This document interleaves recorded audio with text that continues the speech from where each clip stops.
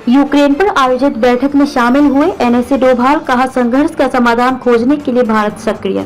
Ukraine में संघर्ष का शांतिपूर्ण समाधान निकालने के लिए मकसद से सऊदी अरब के शहर जेद्दा में हो रहे 2 दिवसीय सम्मेलन में राष्ट्रीय सुरक्षा सलाहकार अजीत डोभाल ने शनिवार को शिरकत की। उनके साथ ही कई अन्य देशों के राष्ट्रीय सुरक्षा सलाहकार भी इस सम्मेलन में हिस्सा लिया। इस सम्मेलन की मेजबानी सऊदी अरब के युवराज मोहम्मद बिन सलमान ने की। इसमें करीब 40 देशों के शीर्ष सुरक्षा अधिकारियों ने हिस्सा लिया। सूत्रों के अनुसार एनएसए डोभाल ने बैठक में कहा कि भारत ने संघर्ष की शुरुआत से ही शीर्ष स्तर पर रूस और यूक्रेन दोनों के साथ नियमित रूप से बातचीत की।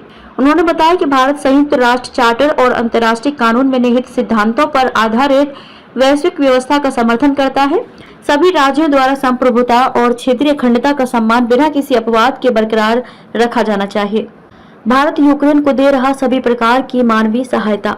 भारतीय एनएसए ने कहा कि एक उचित और स्थायी समाधान खोजने के लिए सभी हितधारकों को शामिल करते हुए सभी शांति प्रयासों को आगे बढ़ाया जाना चाहिए। पूरी दुनिया और खासकर ग्लोबल साउथ इस स्थिति का खामियाजा भुगत रहा है। भारत यूक्रेन को मानवीय सहायता और ग्लोबल साउथ में आर्थिक सहायता दोनों प्रदान कर रहा है। बहुत अधिक जमीनी कार्य की आवश्यकता। एनएसए अजीत डोभाल सूत्रों के अनुसार एनएसए ने कहा कि बैठक में दोहरी चुनौती का सामना करना पड़ रहा है।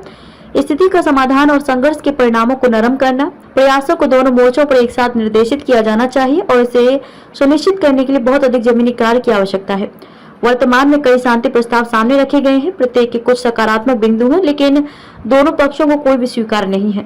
इस बैठक में जिस मुख्य प्रश्न पर ध्यान देने की आवश्यकता है वो ये है कि क्या कोई ऐसा समाधान खोजा जा सकता है जो सभी संबंधित हितधारकों को स्वीकार्य हो। उन्होंने इस बात पर जोर देते हुए कहा कि भारत स्थायी और व्यापक समाधान खोजने के लिए एक सक्रिय और इच्छुक भागीदारी बना रहेगा। ऐसे परिणाम से अधिक खुशी और संतुष्टि भारत को कोई और चीज नहीं दे सकती।